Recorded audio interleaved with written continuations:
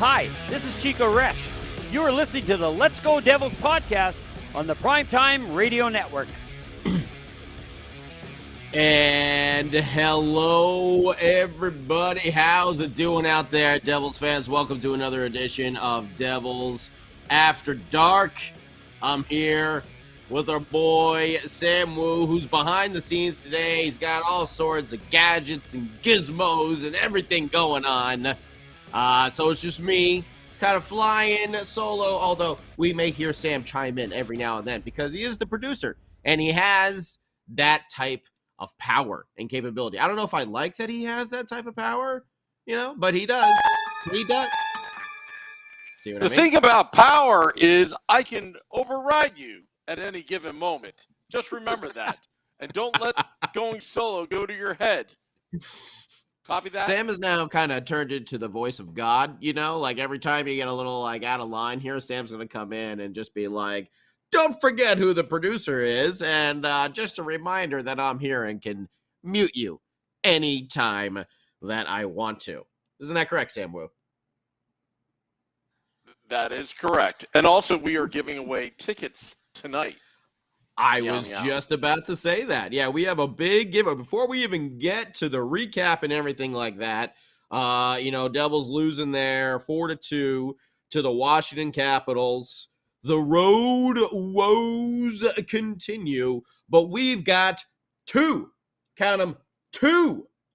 tickets to give away. That's a pair from our good friends at JCB Architectural. They have come through for us once again. This is like the third or fourth time now. We've been able to give away some tickets to you out there, the Devils family, the Devils community, the Let's Go Devils podcast network.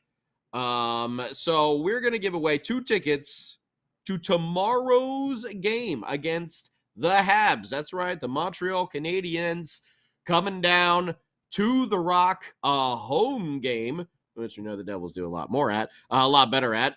A home game, 3:27. What is this? This is, again, a 7 p.m. Eastern start time, and you need to be able to get yourself to Newark, New Jersey. The Devils After Dark will not be providing any sort of transportation for this, all right? So no plane rides, no cruises, no bullet train from Alabama to New York or something like that. Sorry. Not going to happen this time. So if you're in the area or can get yourself there, we got a pair of tickets from JCB Architectural for tomorrow's game against the Canadiens. And now I was looking through here and trying to figure out some sort of trivia question that we can do. And I was looking through and I was thinking, man, we've done a lot of these that we have here. So how about this? A hard question that we're going to dedicate to our boy Sam Wu, because we know he loves himself Lou Lamoriello. He's got a little picture of Lou framed on his wall. It hangs above his bed where Mr. and Mrs. Wu lay to sleep every night so that he can look over Sam through the evening. That's Lou Lamoriello right there, Uncle Lou. So keep that in mind when we're talking, when we're asking this question right here. Are you ready for this? 2 forwards in the Lou era. That's Lou Lamoriello. Wore a jersey number 40 and over. They also played for the team twice over the course of their career. Who were they? All right, 2 forwards in the Lou era to wear a jersey number 40 and over, because we know Uncle Lou didn't like those high numbers. They were not allowed on the team. 30s and lower. 40s for like the occasional goaltender here and there, or a few star players were allowed to keep numbers above that 40 range. Remember old Jaromir Jagr at 68? Oh, Sam Wu just got it correct. He just texted me on the side there. So 2 forwards in the Lou era to wear a jersey number 40 and over. and played for the team twice over the course of their career. Who were they? If you have the answer to that question, try not Googling it, okay? I try to make these ungoogleable, although you could probably, figure it out. You got to look through the records, though. You got to look through the records. All right, email Sam at primetimeradio.com.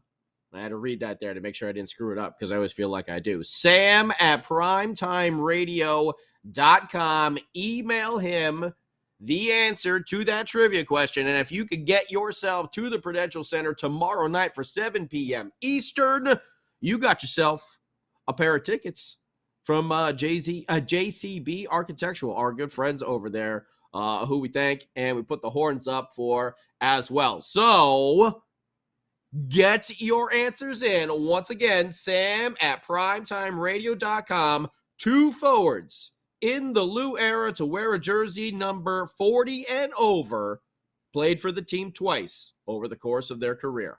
Who were they?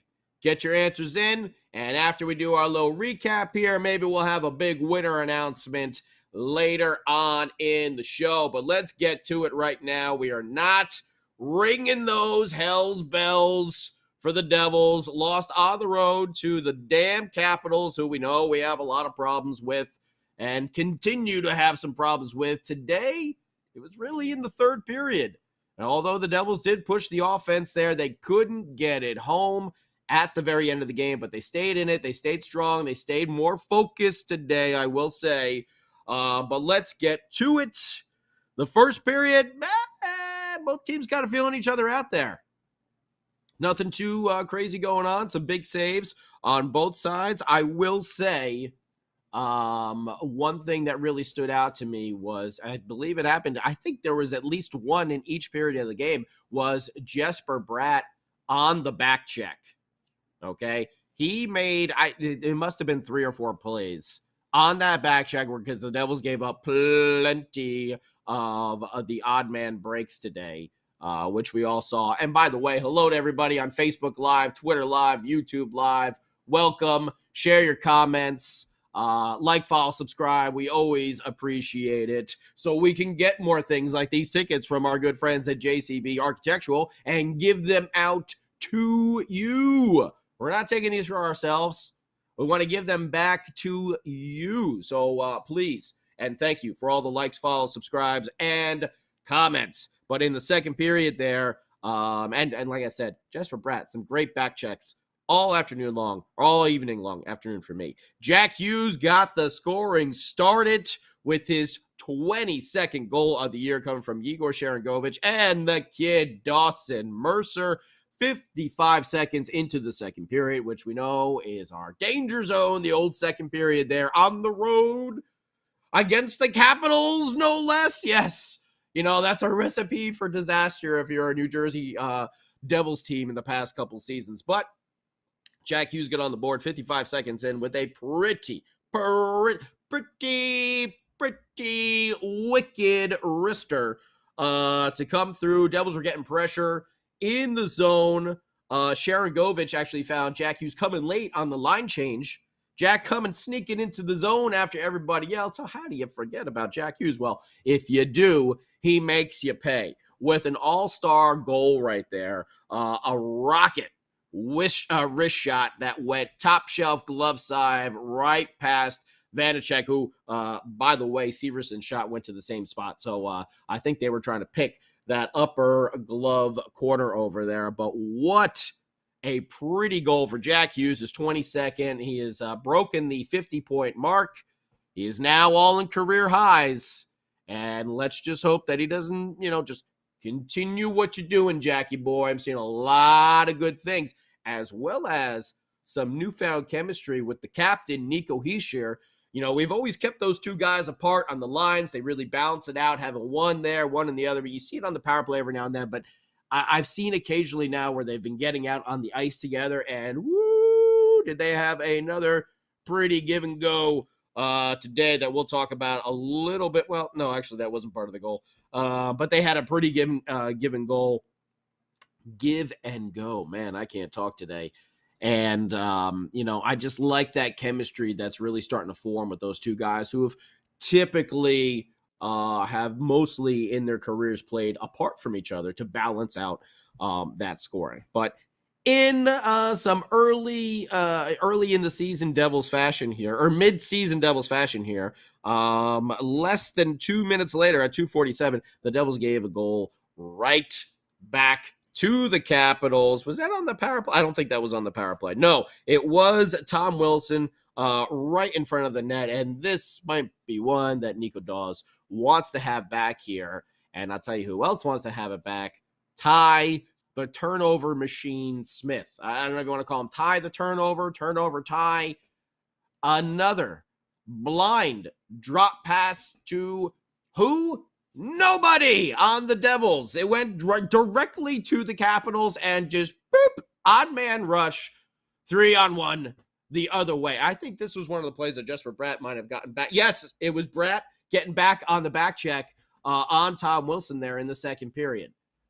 Gravy was kind of left out to dry there. I think he went down, tried to block the pass, take that out. I think he made the right play. Jesper Bratt tried to get back. I think Nico Dawes kicked it out, went right to Tom Wilson, and then there you go. In the net. His 20th of the year, tied up at 2:47 of the second. But about 5 minutes later, Sam Woo's best friend, oh, that's right, Damon Severson, came through with a blast of a slap shot. And this was a nice play too, because Damon got the puck. Was this? No, that wasn't on the power play either. I keep thinking everything's on the power play today. I'm all just screwed up all over the place. But Damon got this puck, I believe, from Dougie Hamilton, or maybe this was also Ryan Graves. Who was on the assist there? No, it was Ryan Graves. And what he was able to do was on the blue line kind of move back to that center lane. And he found himself quickly just straight on with Vanacek, and he let it rip. And once again, high glove side, right past the goaltender. And it was another pretty goal. If you didn't get to see it, please check it out on the replay. Both the Devils goals today from Jack Hughes and Damon Severson were very nice. And here you have the Devils now, 2-1. Heading into the third period on the Capitals, on the road, a team that we've had so many struggles against, and we were playing really well. I thought we were playing very focused, but it fell apart in the third period. I mean, just listen to this stat for the Capitals. 3 goals on 5 shots. 3 goals on 5 shots. Okay? I mean, it was bad. It was bad over there. McMichael, Backstrom, Ovechkin getting his 42nd. It was just one after the other after the other. We had a couple power plays that didn't work out. Devils had a lot of good pressure, and it really, really was tough. They tried to pour it on there at the end. We did get one back. A great play by Nico Hischier, bringing the puck into the zone with some speed. We know we like seeing that. Bringing the puck into the zone with some speed. This one, right. Here we go. Getting the nice cross-ice pass to Jack Hughes down low, who was able to put the puck on net. Bratt is there to clean up the rebound. Jesper Bratt, by the way, playing in those dirty areas, a lot of physicality. I love what I see from Jesper Bratt, just game in, game out. Like, they were talking to former Devil Marcus Johansson, who has been reacquired by the Washington Capitals, and he said he noticed a difference in Jesper's game when he didn't feel like he had to be polite to everybody out there on the ice. As a young player coming here, new country, everything, let me be very respectful. He's out there griming it up, in those dirty areas. We talked about it, even going back to last year. Why is Jesper Bratt getting into fights and stuff like that? He should not be doing it. We should have other players doing that. But Jesper's not afraid to go in there and mix it up a little bit. And when I heard that quote from Marcus Johansson, I was just like, boom, like light bulb over the head, because you can see it. He's hungry out there. Before maybe he was just like, oh, I better get out of this person's way or something like that. No, they better get out of my way now. Love what I see from Jesper Bratt. Game in, game out. He put this home, working with Nico Hischier and Jack Hughes, that chemistry that I was talking about, starting to see them really form that.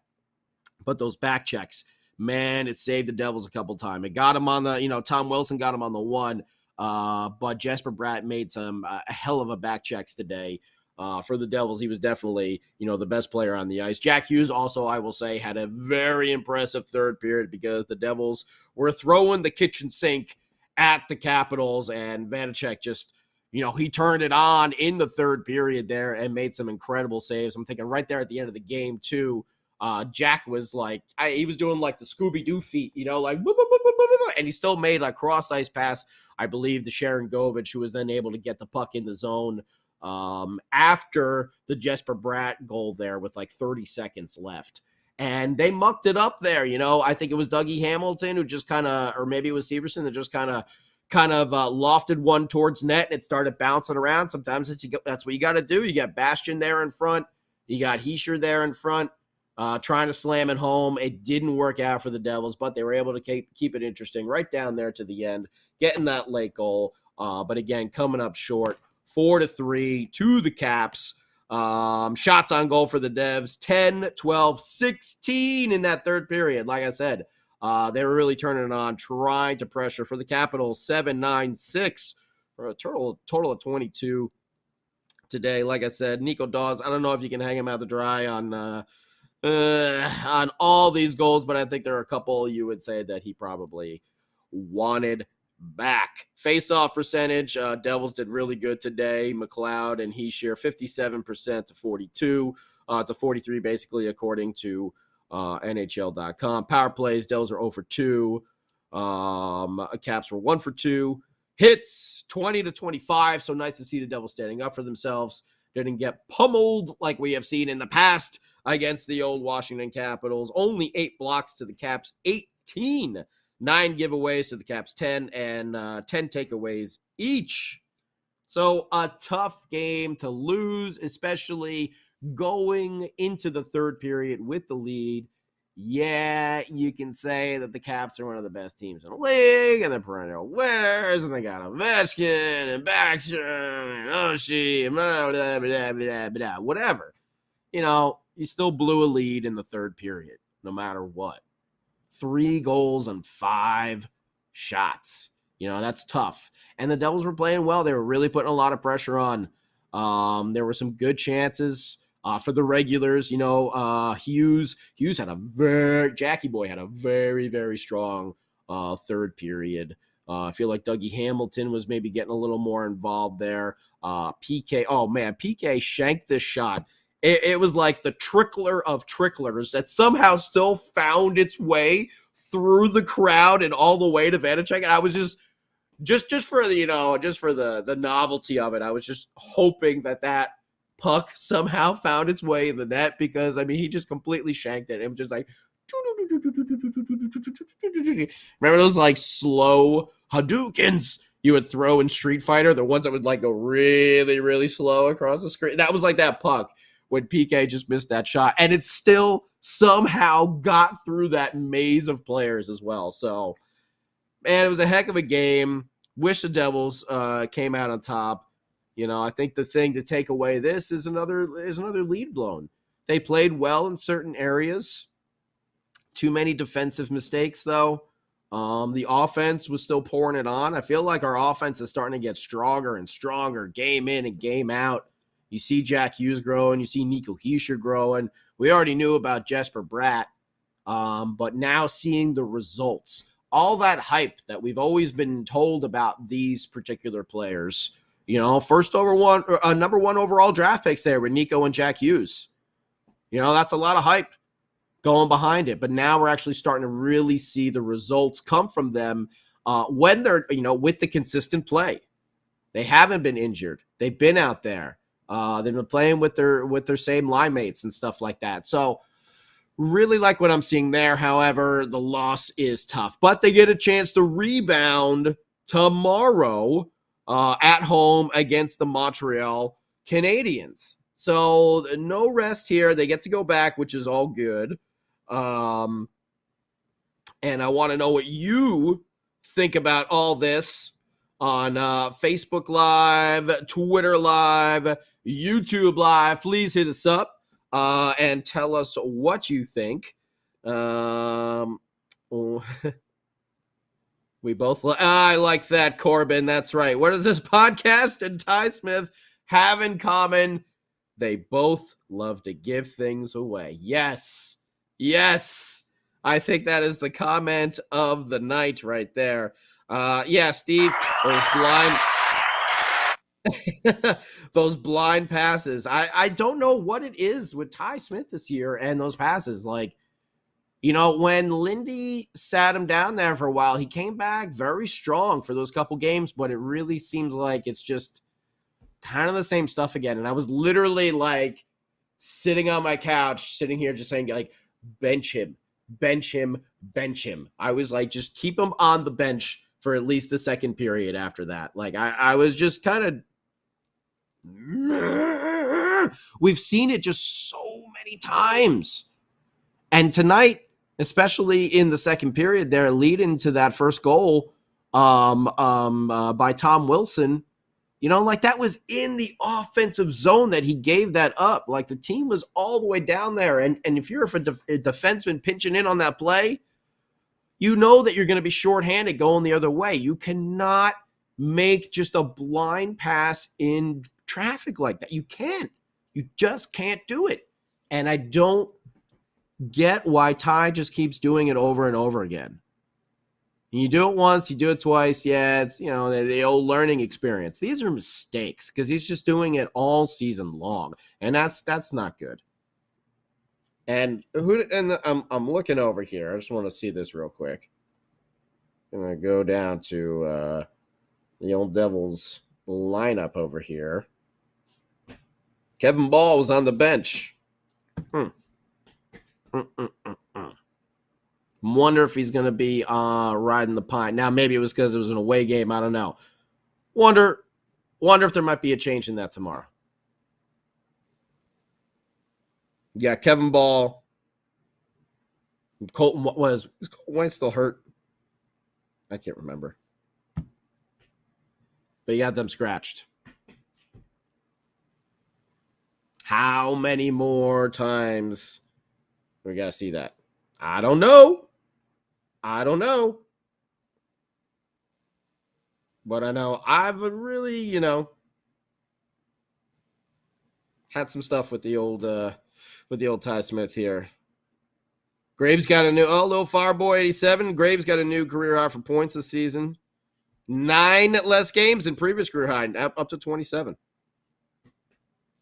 Ryan Graves has been good. He had that little stretch there where he struggled a little bit, but overall, solid. He's got the metal hockey hair as well that I'm jealous of. Come on. What's not to like? This guy's blocking shots. He's got a good offensive side to his game as well. That can come into play many times. Hey, I'm all about it.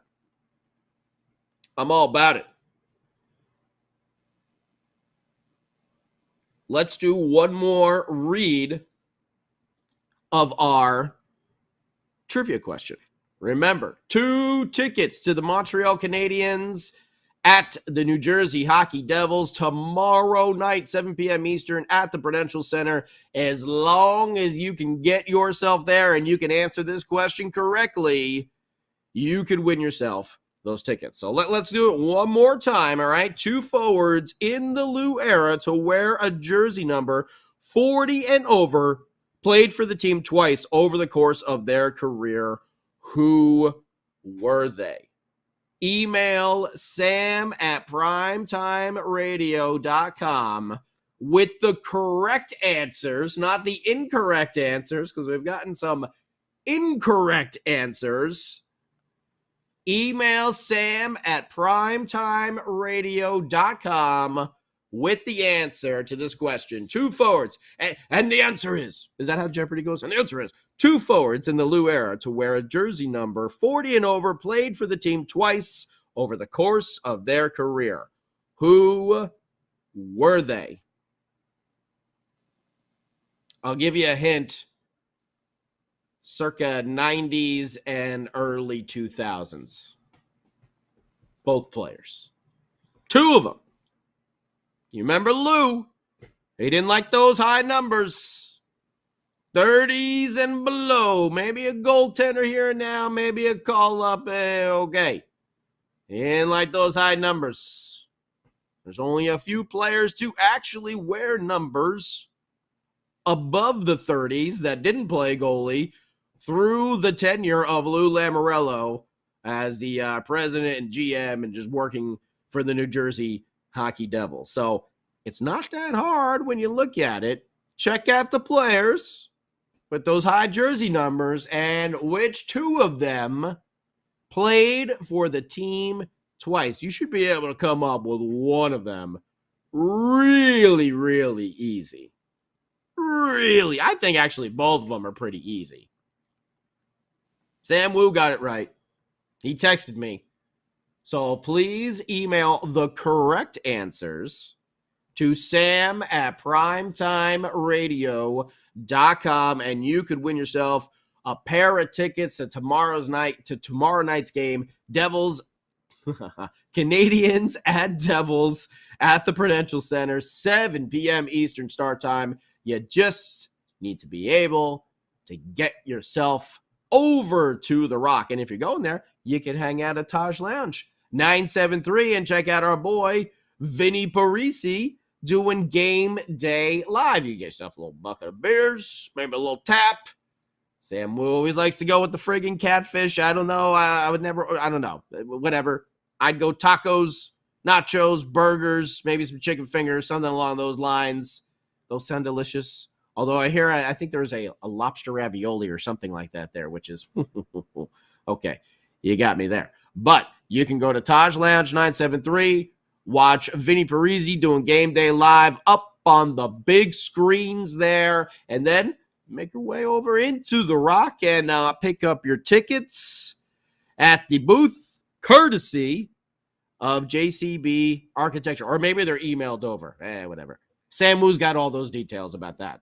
I'm just the person who's just blah, blah, blah, giving them away. So one last time, two forwards in the Lou era to wear a jersey number 40 and over, played for the team twice over the course of their career. Who were they? Email us at sam@primetimeradio.com with the correct answers, and you got yourself tickets. Now, we're going to come back tomorrow because that's right, Devils don't stop. They got another game tomorrow, so they can come back, play hard. They'll probably hop on that the old Acela train there and boop, be back up to home in New Jersey in about 90 minutes. So they're going to play the Canadians tomorrow, which, another team that struggled through the year. So let's see the Devils pick up a home victory. I think Steve was saying in the Facebook group that the Devils are like, 8-20 or something like that on the road. I mean, it's just bad. It's bad. But that's the sign of a young team. We know that. We've seen other places improve. That's one, though, that they need to get better at because they're never going to get past that hump if they're that bad on the road. You got to play like 500 on the road and then have a solid home record. That's what we're aiming for right now. We're not even close to that. But there's progress. I think everyone can agree there's been progress, especially with Jack, with Nico, with Jesper. Those three big guns who we're going to be building the team around. So it's good to see the progress with them, but hate seeing the blown lead. So hopefully tomorrow we'll come on back and we'll be ringing those Hell's bells for a big Devils victory. Sam Wu, if you would hit the music, please, as we wrap it up over here. Hopefully, like I said, we're ringing the Hell's bells for a big Devils victory tomorrow night. Tomorrow night. Again, 7 p.m. Eastern Time. Email sam@primetimeradio.com, the answer to that trivia question, and you can win yourself a pair of tickets. And then tomorrow, because it has not happened yet, tomorrow we'll announce who was the big winner, who got themselves into the game. Sam Woo. There we go. Woo! All right. So, yes, Canadians tomorrow. We'll see who's in net. Will the Hamburglar be back soon? Will it be Go Gadget Gillies, or will Nico Dawes get the call once again? You got me. You got me, but we're going to find out tomorrow. Vinny Parisi. I think Shorts Guy is going to be hanging out with him too. Game Day Live, Beer Baron as well. And then as soon as the game's over, right back here with your boy Scotty on Devils After Dark. Until next time, Sam Woo, thank you very much. Let's go Devils.